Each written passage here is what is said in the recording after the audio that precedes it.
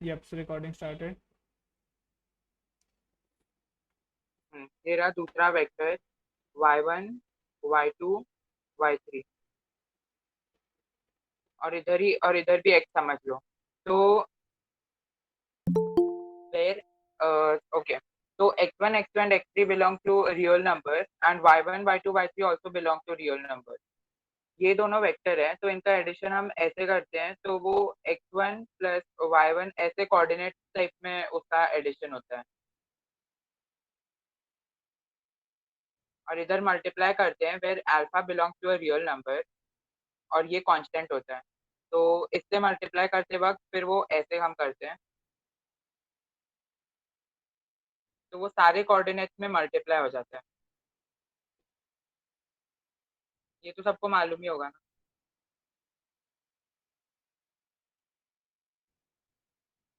Yep, basic है ये तो। हाँ।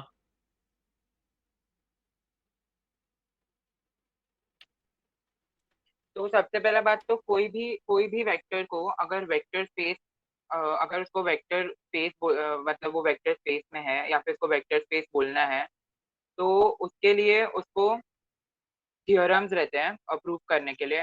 देर आर 8 थियोरम्स, एडिशन के 4 और मल्टीप्लिकेशन के 4।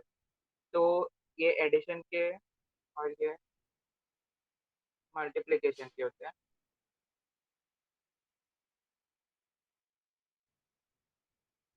सबसे पहला तो है कि दो वेक्टर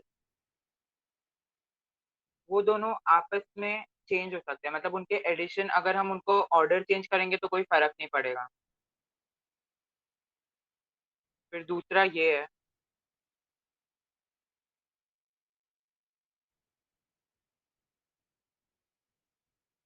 ये वही है स्टार्टिंग का एसोसिएटिव डिस्ट्रीब्यूटिव टाइप का।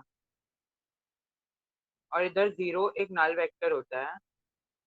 नल वेक्टर मतलब जिसमें सारे कोऑर्डिनेट जीरो होते हैं, जैसे अगर x बिलोंग्स टू R3 है, तो अगर इसका जो नल वेक्टर रहेगा वो ऐसा होगा।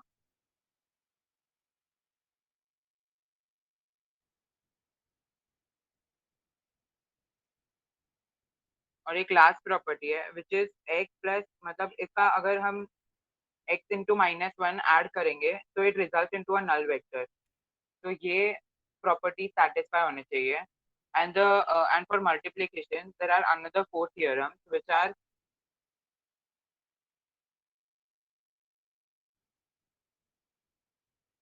here alpha is a constant and it belongs to real number, a set of real number, it can be any real number। तो उसको ऐसे डिस्ट्रीब्यूटिव कर दिया, तो ये डिस्ट्रीब्यूटिव प्रॉपर्टी होता है।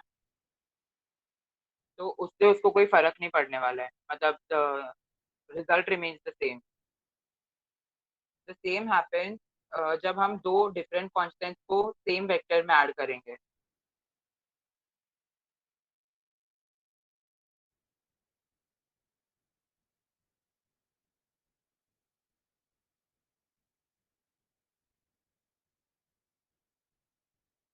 और ये तभी भी होता है अगर दो कॉन्स्टेंट्स को हम इसमें ऐड करेंगे। तो ये सारे प्रॉपर्टीज बेसिकली सेटिस्फाई होना चाहिए for a vector to become a vector space. ये समझा सबको?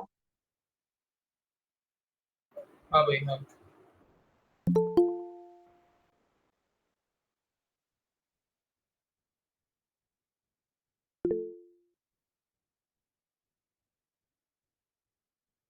अभी इसका एग्जांपल देखते हैं कि वेक्टर स्पेसेस क्या क्या होते हैं, ठीक है।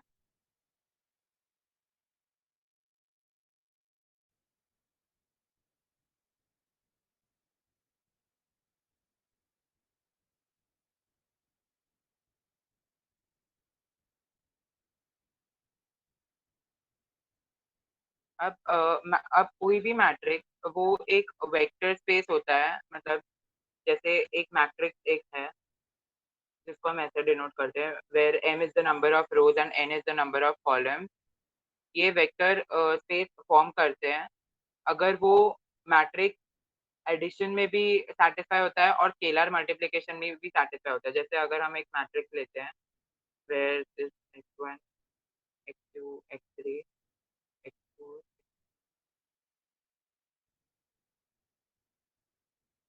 ये रहा, और एक दूसरा मैट्रिक्स है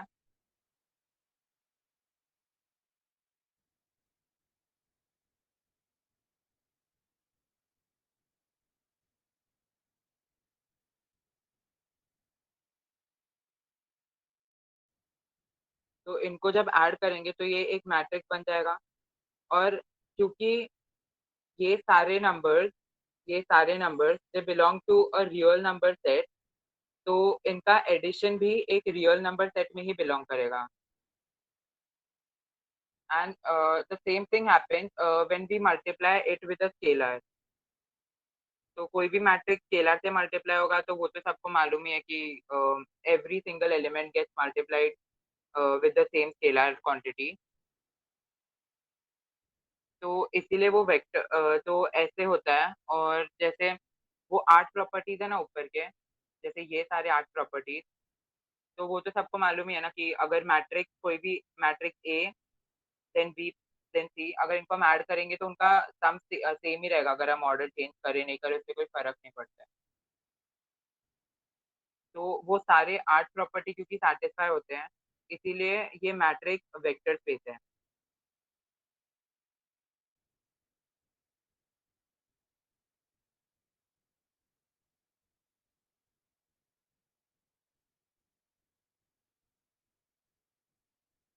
अब एक और सर ने करवाया था जिसमें सर ने बोला था कि कोई भी कंटिन्यूअस फंक्शन जो रियल लाइन पे डिफाइंड होता है वो वेक्टर स्पेस होता है। और कोई भी कंटिन्यूअस फंक्शन को अगर कहीं पे भी ऐसे दिया है ना, ये अगर ऐसे दिया है कि इसको प्रूव करना है ये वेक्टर स्पेस है, तो ये सी जब तक वो एक्सक्लूसिवली मेंशन नहीं करेंगे तब तक इसका मतलब होता है कि कंटिन्यूअस ही है।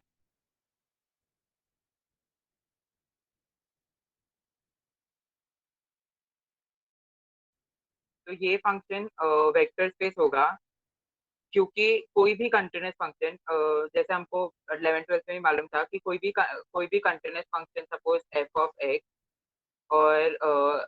और मैं जी ऑफ एक्स ले लेता हूँ, तो इन दोनों का कभी भी इस कंटिन्यूअस फंक्शन का एडिशन हमेशा एक कंटिन्यूअस फंक्शन में ही रिजल्ट करेगा। और अगर ये रियल नंबर में बिलोंग करता है, ये रियल लाइन पे बिलोंग करता है, तो ये भी रियल लाइन पे ही बिलोंग करेगा। सिमिलरली जैसे फर्स्ट प्रॉपर्टी था, तो ये सपोज एक और कंटिन्यूअस फंक्शन है जेड एक्स, तो ये फर्स्ट प्रॉपर्टी जो इधर बताया था ना, ये first property and second property it satisfied both both of them, ये रहा। तो ये तो सबको मालूम ही है ना कि कंटिन्यूअस फंक्शन का addition and even a scalar multiplication of a continuous function always results in this, that is a continuous function itself. तो उससे कोई फर्क नहीं पड़ने वाला।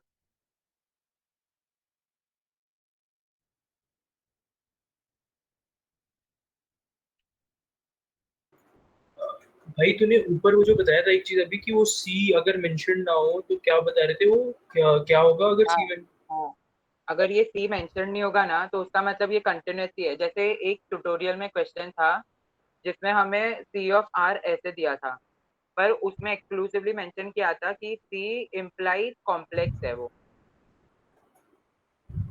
अच्छा। तो जब तक ये सी मेंशन नहीं किया गया उसका मतलब वो कंटिन्यूअस फंक्शन ही होता है। मतलब continuous function with real number line, मतलब रियल फील्ड, इसको फील्ड भी बोलते हैं। मतलब इनपुट सारे रियल रहने चाहिए, जो भी वो फंक्शन के है ना उसमें इनपुट सारे रियल रहना चाहिए, including the scalar constant. Okay okay. समझे? हाँ। तो वेक्टर स्पेसेस हमको समझा कि वेक्टर स्पेसेस कैसे प्रूव होते हैं। हाँ भाई समझ गया एकदम बढ़िया। हाँ ठीक है। तो फिर इसके बाद आता है सबस्पेसेस।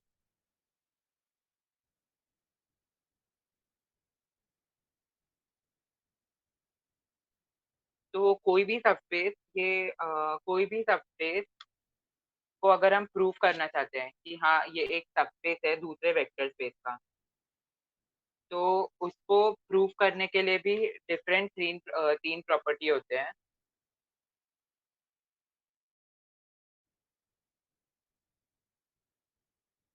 सपोज एक समझ लो कि सर ने ऐसा डेफिनेशन लिखवाया था कि समझ लो V is a vector space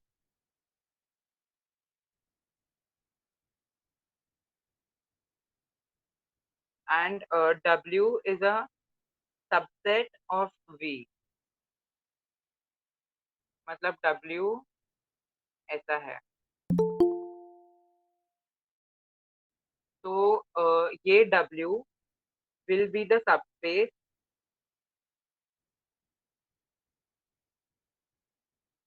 only if it satisfies three properties,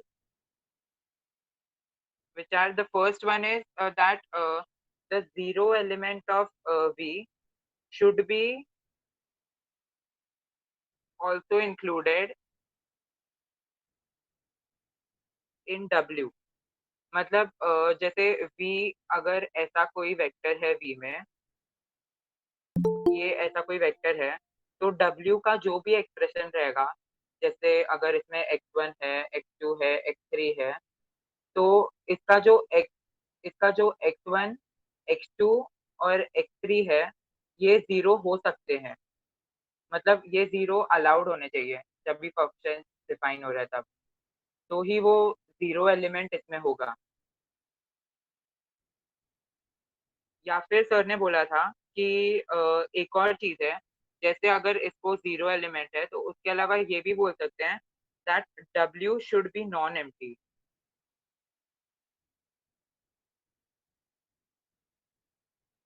ये इसी का दूसरा पार्ट भी है। ऐसे सर ने बोला था कि you can replace the same theorem by saying that W should be non empty, मतलब W ऐसा सेट नहीं होना चाहिए, मतलब देयर इज नथिंग, ऐसा नल सेट नहीं होना चाहिए, इसमें जीरो भी होना चाहिए, एटलीस्ट मिनिमम जीरो तो होना ही चाहिए। या फिर W ये भी हो सकता है something something, but W in any case should not equal to phi, मतलब null नहीं होना चाहिए basically. Then the second property is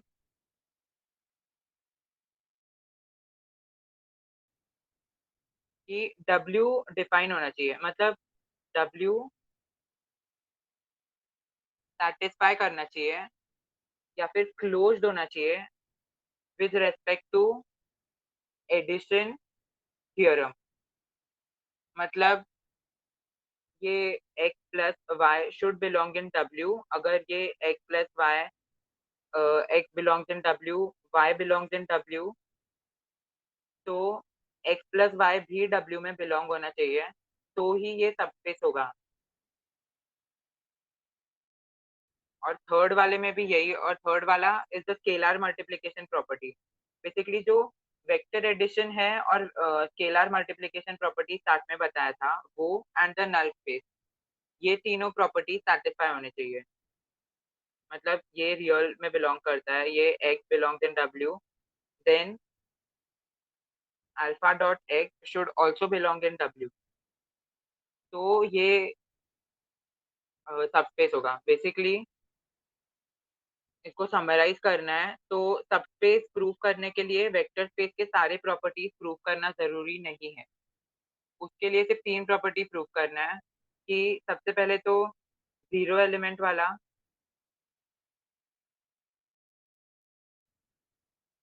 या फिर नॉन एम्प्टी वाला, दूसरा वेक्टर एडिशन, और तीसरा स्केलर मल्टीप्लिकेशन।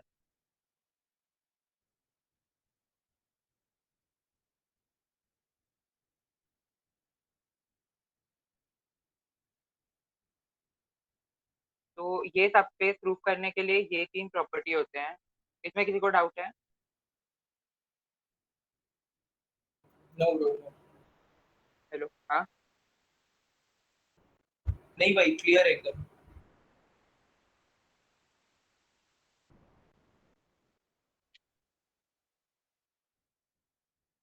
तो अभी इसके थोड़े एग्जांपल्स करते हैं हम लोग।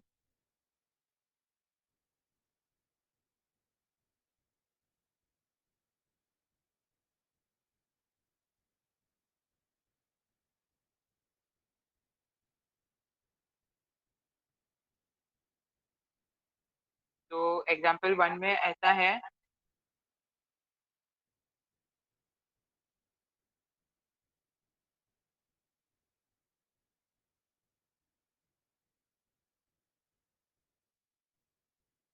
कि हमें प्रूव करना है कि ये Rn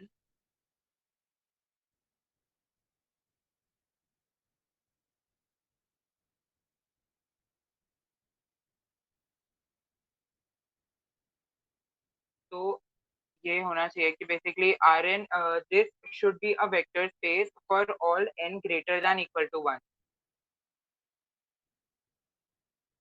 तो अगर इसमें जैसे आर स्क्वेयर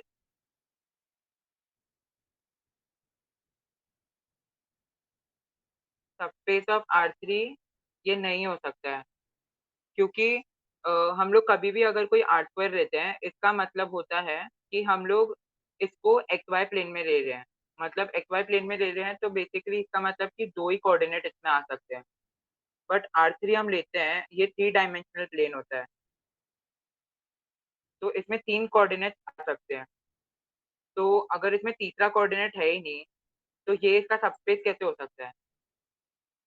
ये समझा सबको कि वो सबस्पेस क्यों नहीं हो सकता है? हाँ भाई समझ गए। हाँ भाई, आ गया। हाँ, बट अगर सपोज एक W है which is defined like this,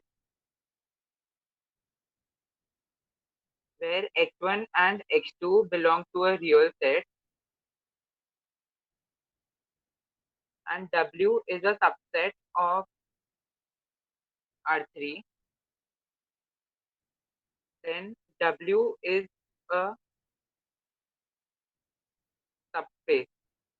क्यों ये subspace इसलिए है because the first property which showed which was telling us that W should have a zero vector which also belongs in R3.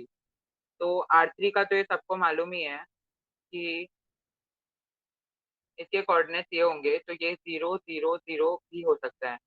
Similarly W, क्योंकि हम लोग अगर x1 को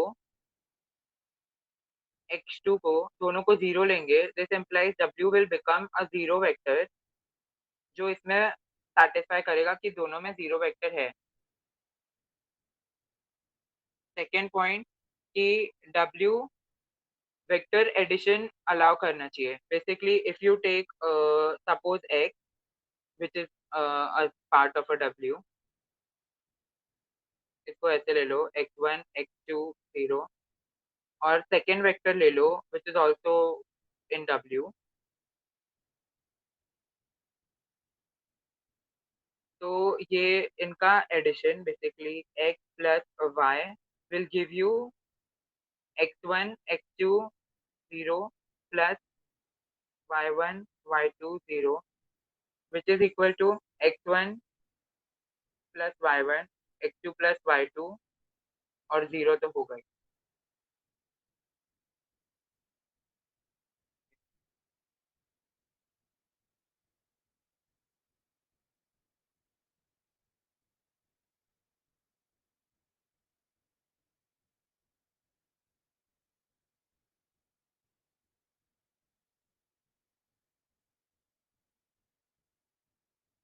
ये रहा। और अगर जैसे ये हमने x और y अलग से लेके बताया, सिमिलरली अगर इसको हम ऐसे लेंगे, मतलब बेसिकली ये पहले ही कोई वेक्टर है which is z, then x plus Y is equal to z, मतलब ये वेक्टर एडिशन सेटिस्फाई कर रहा है। तो ये सेकेंड प्रॉपर्टी भी प्रूव हो गया। And to be a subspace, now we need to prove that it should also satisfy the scalar multiplication property, which is if we have a number, a vector like this, and we have a scalar constant which belongs to real number, then alpha dot x is equal to alpha x1, alpha x2 and 0। तो ये भी similar kind of vector ही हो गया जो W में belong करता है, क्योंकि अगर मैं इसको कोई ए बोल लूं और इसको कोई बी बोल लूं तो इसका स्ट्रक्चर सिमिलर टू W ही है। तो ये एक पूरा एक सबस्पेस हो गया। तो W is a subspace of R3। ये सबको समझा क्यों सबस्पेस क्यों हुआ ये वाला? हाँ भाई आ गया। कोई कंफ्यूज तो नहीं हो रहा है ना? ये लास्ट वाला फिर से बताना। ये स्केलर मल्टीप्लिकेशन वाला। नहीं, ये W is subspace of R3। हाँ हाँ बता। देखो वो 3 प्रॉपर्टी मालूम है जिसमें हमें प्रूव करना था कि एंटी नहीं होना चाहिए, या फिर R3 का, या फिर जीरो वेक्टर तो W में भी होना चाहिए, V का जीरो वेक्टर W में भी होना चाहिए। हाँ। सेकेंड प्रॉपर्टी सबस्पेस प्रूव करने के लिए ये है कि एडिशन, वेक्टर एडिशन मालूम है, ये सैटिस्फाई होना चाहिए। और तीसरा स्केलर मल्टीप्लिकेशन भी सैटिस्फाई होना चाहिए। तो अगर मैं W कोई ऐसा लूं, ये x1 x2 x3, इसको ऐसे ले ले, या फिर इसको ऐसे भी लिख सकते हैं, इसको तो ऐसे लिख ले। तो ये R3 में बिलोंग इसलिए करेगा क्योंकि पहला कि अगर मैं x1 x2 इन दोनों को अगर मैं जीरो ले लूं तो ये जीरो वेक्टर बन जाता है W, ये जीरो वेक्टर बन गया W, मतलब नल वेक्टर बन गया। तो ये फर्स्ट प्रॉपर्टी सेटिस्फाई कर रहा है कि जीरो एलिमेंट है दोनों में। दूसरा प्रॉपर्टी ये है कि अगर मैं कोई W1 लूं विच इज इन W, अगर मैं इसको कोई W1 लूं, ये x1 रहा, ये x2, और ये, और दूसरा कोई लूं W2, तो अगर मैं इनको ऐड करता हूँ ना तो इनका स्ट्रक्चर सेम ही होना चाहिए। बेसिकली इसका जो भी रिजल्ट रहेगा W, उसका स्ट्रक्चर समथिंग ऐसा टाइप का होना चाहिए, ऐसा टाइप का कोई स्ट्रक्चर होना चाहिए। तो अब तू खुद देख ले, अगर मैं इनको ऐड करूं तो ये हो जाएंगे बेसिकली W1 प्लस W2 हो जाएगा x1 plus y1 comma y2 plus x2 comma 0 plus 0 which is equal to 0। तो इसका स्ट्रक्चर इसके सिमिलर हो गया, मतलब ये W में ही है, मतलब ये W ही है ऐसा। और तीसरा प्रॉपर्टी ये है कि अगर मैं W को कोई नल वेक्टर, सॉरी कोई,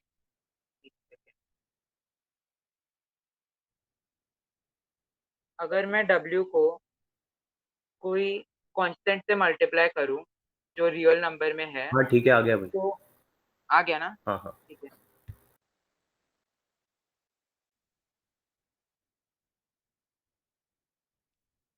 एक और एग्जांपल था, वो इम्पोर्टेंट एग्जांपल है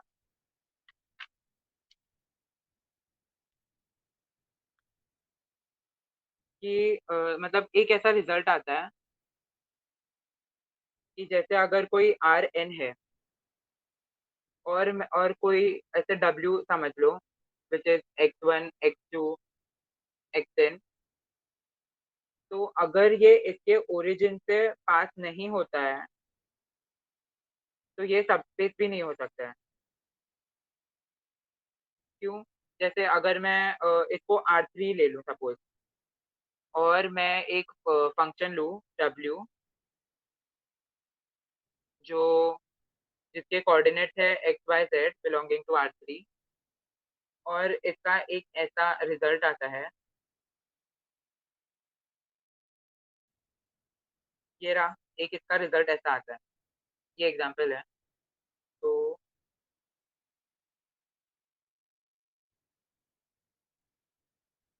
तो ये बेसिकली एक सबस्पेस होना चाहिए इसका। जैसे अगर W है, अगर सबस्पेस है तो सबसे पहला प्रॉपर्टी होता है कि इसमें जीरो एलिमेंट होना चाहिए। बेसिकली अगर मैं XYZ को जीरो डालूं तो ये चीज सेटिस्फाई होनी चाहिए।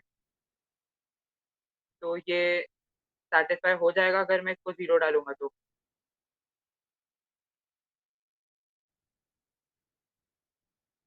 ये सेटिस्फाई हो रहा है, मतलब बेसिकली XYZ कैन बी 0,0,0, और ये ही इसी का ओरिजिन होता है।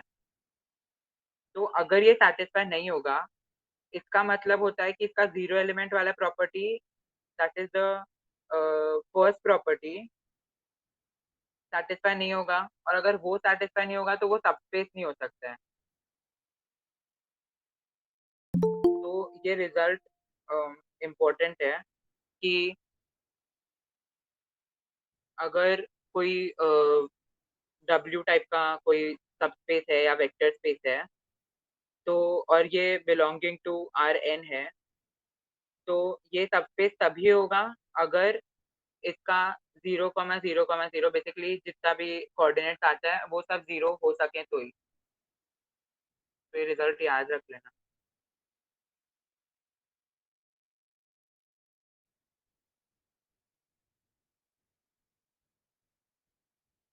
फिर सर ने एक तीसरा भी एग्जांपल कराया था, जैसे जिसमें होमोजीनियस अगर कोई मैट्रिक्स है ए जिसका ऑर्डर ऐसा है, और अगर ए एक्स इज इक्वल टू 0, तो हमको प्रूव करना था कि W इज अ सबस्पेस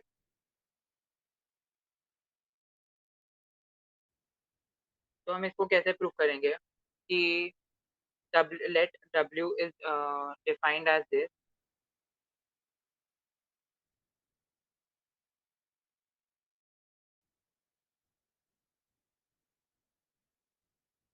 तो W is a subspace of R raised to n अगर इसका सेम सिमिलर ही है कि मतलब इसका जीरो वेक्टर सेटिस्फाई होना चाहिए, इसमें एडिशन वाला प्रॉपर्टी सेटिस्फाई होना चाहिए और मल्टीप्लिकेशन वाला प्रॉपर्टी भी सेटिस्फाई होना चाहिए। तो मैट्रिक्स का तो हम ये जानते ही हैं कि मैट्रिक्स अगर ऐसा है, तो इसमें अगर कोई मैट्रिक्स,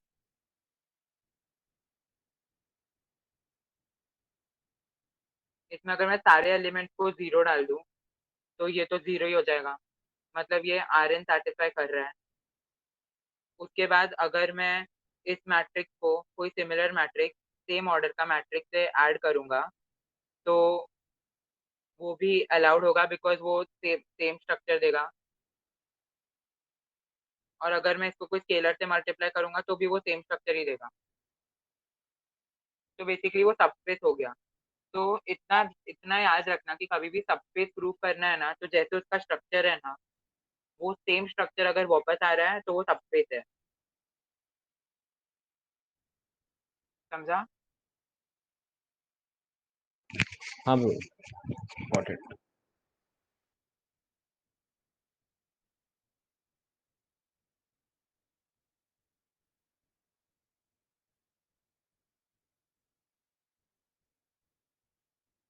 फिर एक और इम्पोर्टेंट एग्जांपल सर ने बोला था, इसका सोल्यूशन सर ने दिया नहीं था, कि अगर कोई पॉलिनोमियल है ऑफ n डिग्री, तो हमें प्रूव करना था कि this is a subspace of CR।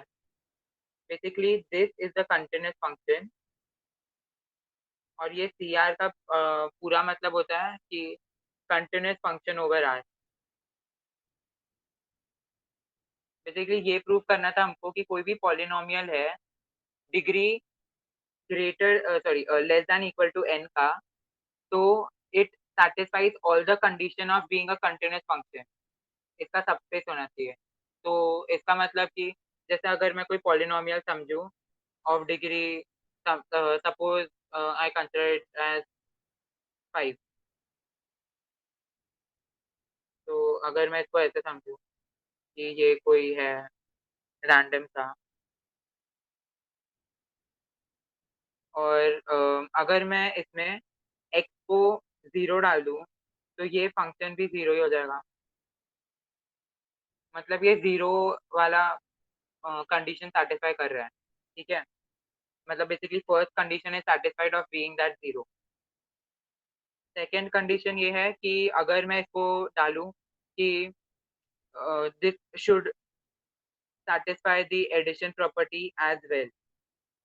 तो सबको मालूम ही है कि कोई भी दो कंटिन्यूअस फंक्शन को ऐड किया जाएगा तो वो एक कंटिन्यूस फंक्शन में ही रिजल्ट करेगा. So this implies that this belongs to a continuous function. The addition belongs to a continuous function. मतलब सेकेंड प्रॉपर्टी भी सेटिस्फाई हो गया. अब अगर सबस्पेस प्रूव करना है तो थर्ड प्रॉपर्टी भी सेटिस्फाई होना चाहिए, which is the multiplication property. तो जैसे कि सबको मालूम है कि अगर कोई भी मैं कांस्टेंट लूँ alpha which belongs to a real number,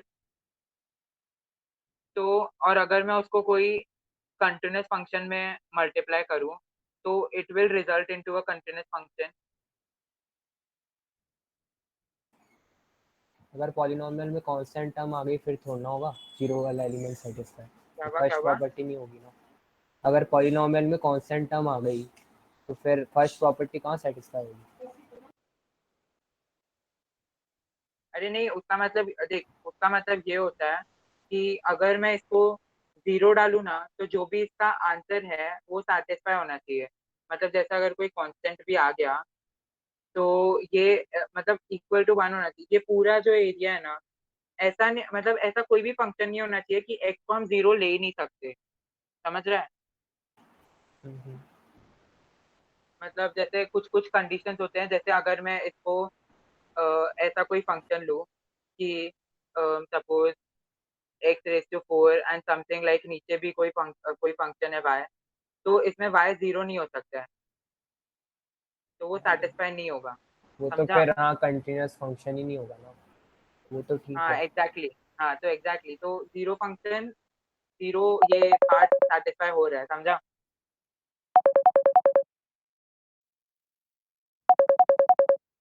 hello. हाँ हाँ. और एक लास्ट है कि कोई सेट, जैसे अगर मैं W को कोई सेट लूँ स्क्यू सिमेट्रिक और सिमेट्रिक मैट्रिक्स का, मतलब स्क्यू सिमेट्रिक और सिमेट्रिक इनको लूँ, का मतलब कि A इज इक्वल टू -80 और इसका मतलब कि A is equal to A transpose. तो अगर मैं इनका कोई सेट लूँ W है जिसमें स्क्यू सिमेट्रिक और सिमेट्रिक दोनों मैट्रिक्स है, तो W इज अ सबस्पेस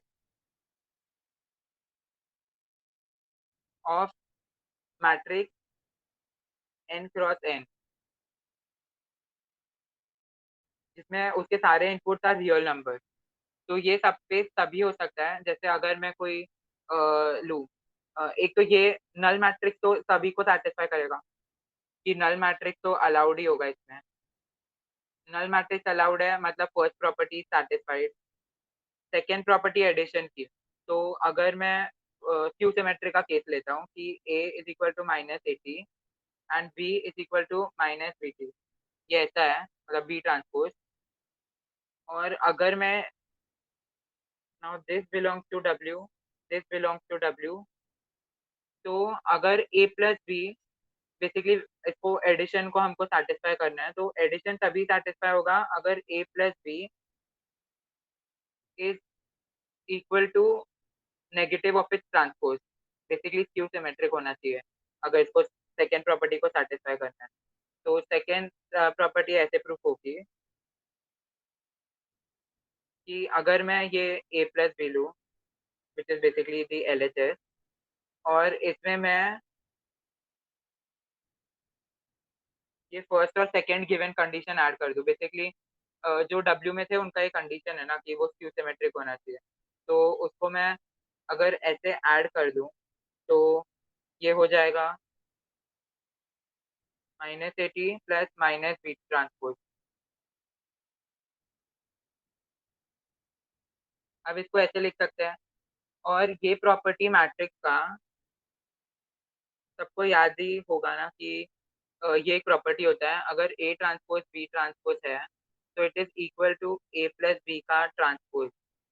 वो ऐसे हो सकता है, तो इसको मैं लिख सकता हूँ -A प्लस बी ट्रांसपोज. मतलब उसने सेकेंड प्रॉपर्टी को भी सेटिस्फाई कर दिया. हमने प्रूव कर दिया कि A plus B is equal to minus of A plus B का ट्रांसपोज. मतलब second property of addition is also satisfied. Now, to be a subspace, only the third property is left.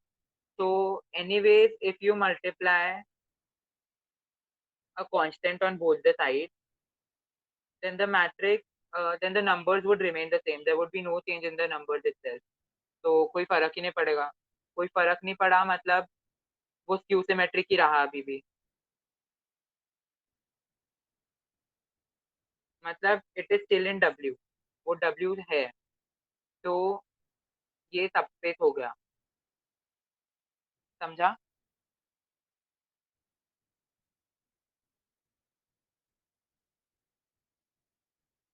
Hello. हाँ हाँ हाँ.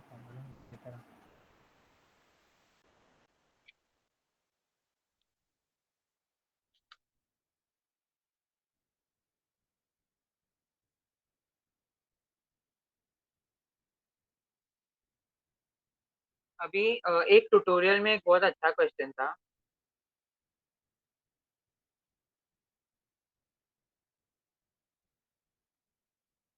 उसमें सब part था कि अगर जैसे ये कोई वेक्टर है और ये कोई दूसरा वेक्टर है और इस पे कंडीशन दिए गए हैं कि ये सब जीरो के ऊपर मतलब all the elements can not be less than zero. इनको जीरो के ऊपर ही बेसिकली पॉजिटिव लाइन में ही सेटिस्फाई करेंगे ये वेक्टर. तो हमको ऐसा बताना था कि ये एक्स प्लस वाई सबस्पेस है कि नहीं, R3 का सबस्पेस है कि नहीं. तो इसका आंसर क्या होगा? नहीं है. हाँ करेक्ट. किसी को डाउट है क्या वो नहीं कैसे नहीं है?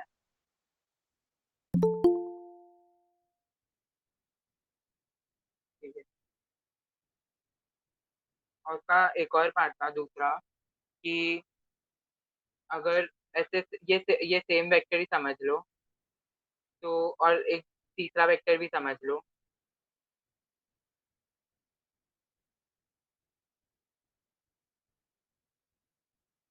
तो हमको बताना था कि ये सबस्पेस मतलब ये सबस्पेस होगा कि नहीं.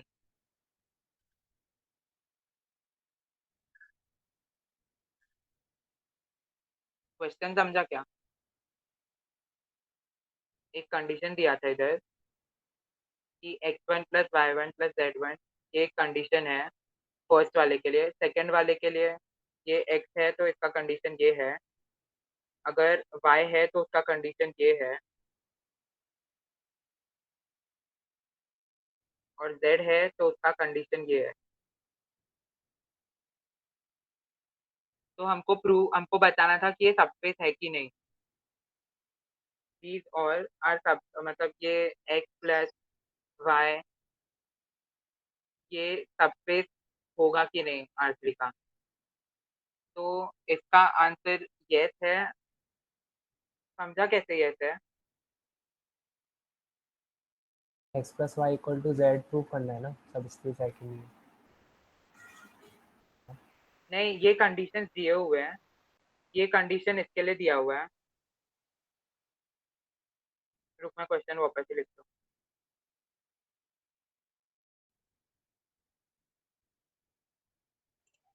LHS इक्वल टू RHS से करना होगा ना अपन को.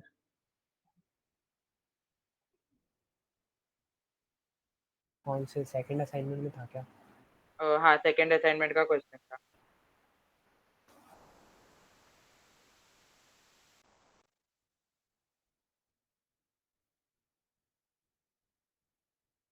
रुक मैं क्वेश्चन वापस ही बताता हूँ. सेकंड असाइनमेंट का 7th पार्ट का सेकंड क्वेश्चन है ये कि ऐसे हमको दिया हुआ है.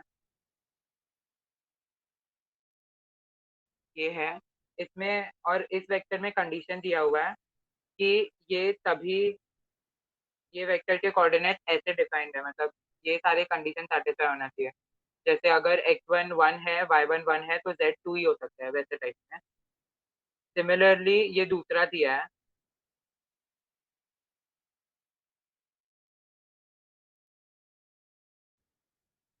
ये इसका कंडीशन है। तो हमको बताना है कि x प्लस वाई R3 का सबस्पेस है कि नहीं। हाँ होगा नहीं तो। हाँ कर होगा तो ये तो। हाँ ठीक है, मतलब समझ गया ना सबको कैसे होगा।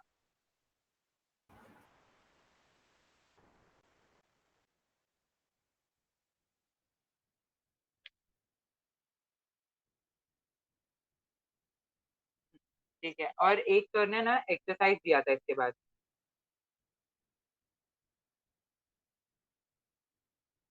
इसमें सर ने मतलब क्वेश्चंस दिए थे कि इनमें से कौन से सबस्पेस होंगे।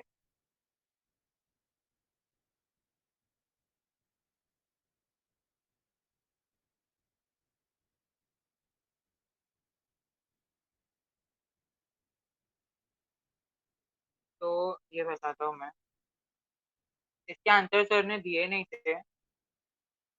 तो ये ऐसे डिफाइंड है, W है ये। तो पहले वाले में कंडीशन था कि एक्स वाई जेड जो इसके कोऑर्डिनेट्स है दो शुड बी इक्वल टू 0। तो ये सबस्पेस होगा कि नहीं ये बताना था। तो कोई बता सकता है कि ये सबस्पेस नहीं होगा होगा। कि नहीं। हाँ, सबको समझा कि ये नहीं क्यों नहीं होगा।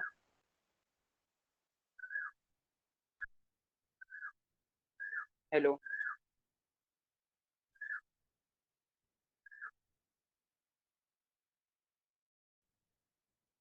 हेलो। हमारा वॉइस आ रही थी। हाँ समझा क्या कि ये सबस्पेस क्यों नहीं होगा।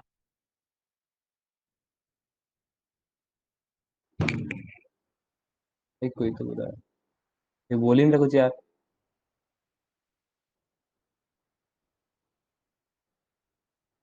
साले यहाँ आगे आगे आ गया। कंटिन्यू करो। और इसका दूसरा पार्ट भी था कि जैसे ये सेम W डिफाइन करके रखा है।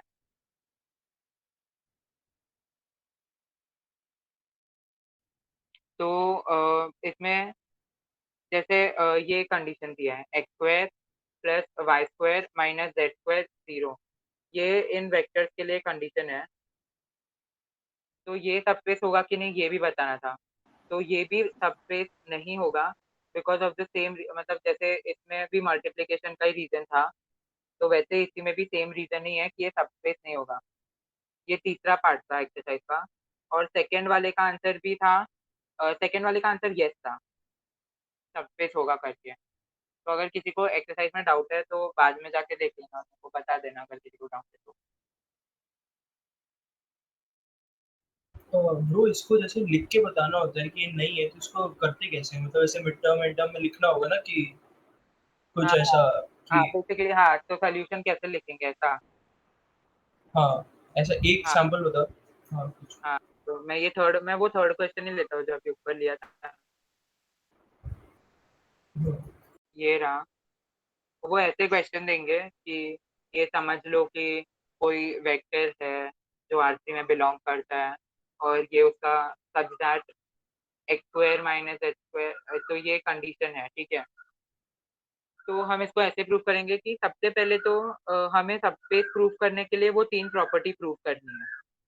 तो सबस्पेस के लिए अगर तीन प्रॉपर्टी पहली वाली प्रूव करनी है, तो फर्स्ट प्रॉपर्टी के हिसाब से हमें जीरो वेक्टर वाला प्रॉपर्टी प्रूव करना है। तो अगर हम एक्स वाई और जेड को जीरो लेंगे तो ये कंडीशन सेटिस्फाई होनी चाहिए, तो ही वो जीरो इसमें बिलोंग करेगा।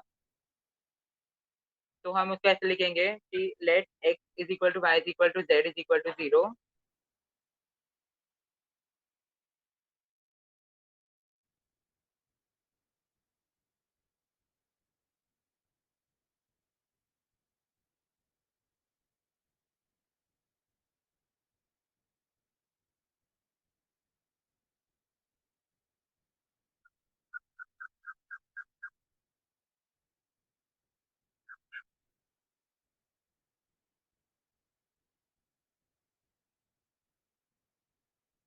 ये फर्स्ट वाला कंडीशन ऐसे बोलेंगे कि ये कंडीशन सेटिस्फाई कर रहा है।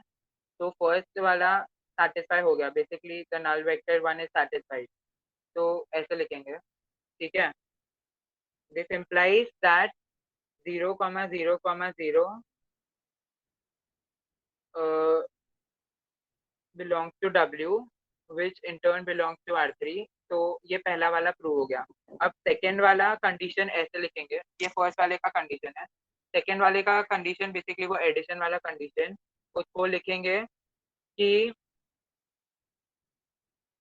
suppose you take some x vector which is in W and let it be defined as x vector ये है x1 y1 and z1, ये x वेक्टर है और y करके एक वेक्टर है which is x2 y2 z2. Now if this has to satisfy the addition property, तो उसको बेसिकली वो कंडीशन सेटिस्फाई करना पड़ेगा. तो this implies first say that if you adding x plus y should satisfy given condition. ठीक है, तो अगर मैं इसको ऐड करूं कि x1 जैसे हमको दिया हुआ है x1 square plus y1 square minus z square is equal to 0. This is the first condition, ये फर्स्ट इक्वेशन है x के लिए. और अगर ये y के लिए लूँ मैं,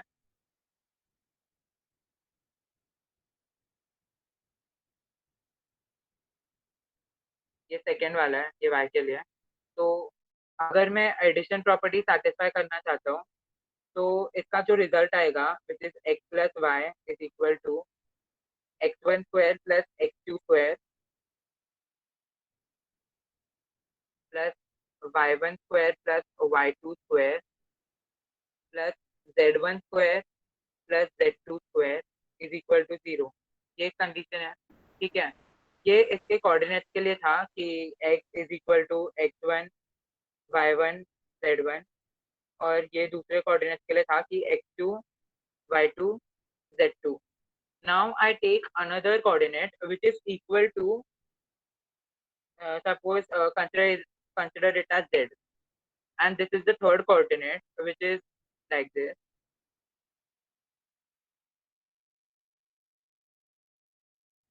Now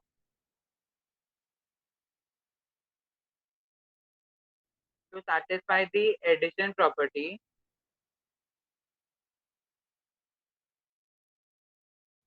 z should be equal to implies z का कंडीशन ये रहा,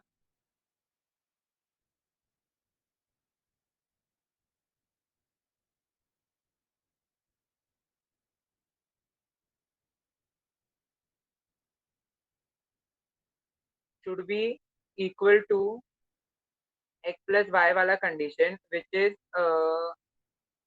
कुछ मैं कंडीशन इसको मैं इक्वेशन 1 बोल दूं. तो this should be equal to, ठीक है. तो अगर मैं इसको ऐसे करूं कि LHS इज इक्वल टू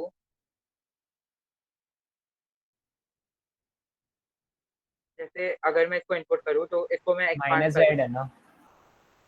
हाँ सॉरी थैंक यू. तो ये इसके इक्वल रहना चाहिए. तो अगर मैं इसको LHS को एक्सपांड करूं basically x1 square plus x2 square plus 2x1 x2 plus y1 square plus y2 square plus ये 2 y1 y2 and minus z1 square minus 2 z1 z2.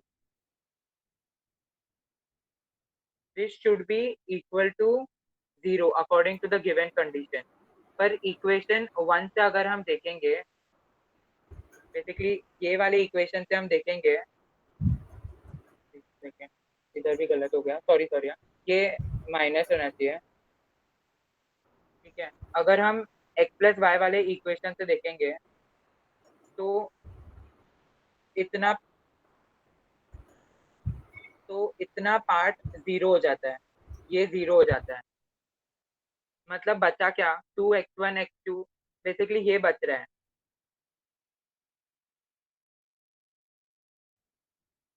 ये बच रहा है and this is not equal to 0, क्योंकि हमको ये मालूम है कि अभी ये जो हम कोऑर्डिनेट्स ले रहे हैं इसमें अगर एक ही टाइम पे 0 होंगे, अगर x y z सब में 0 हो, पर अगर कोई और नंबर होगा तो this is not equal to 0, right?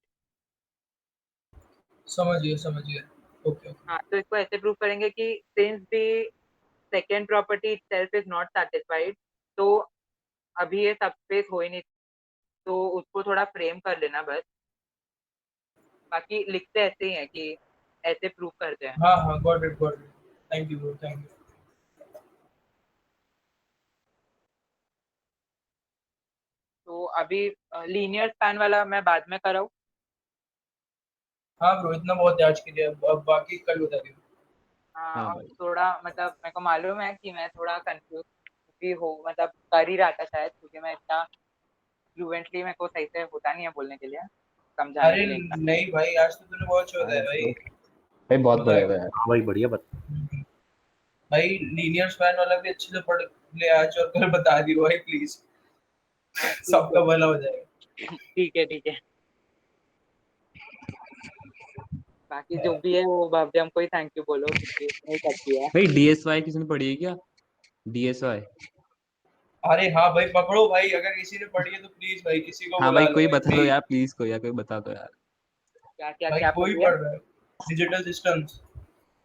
अच्छा, वो तो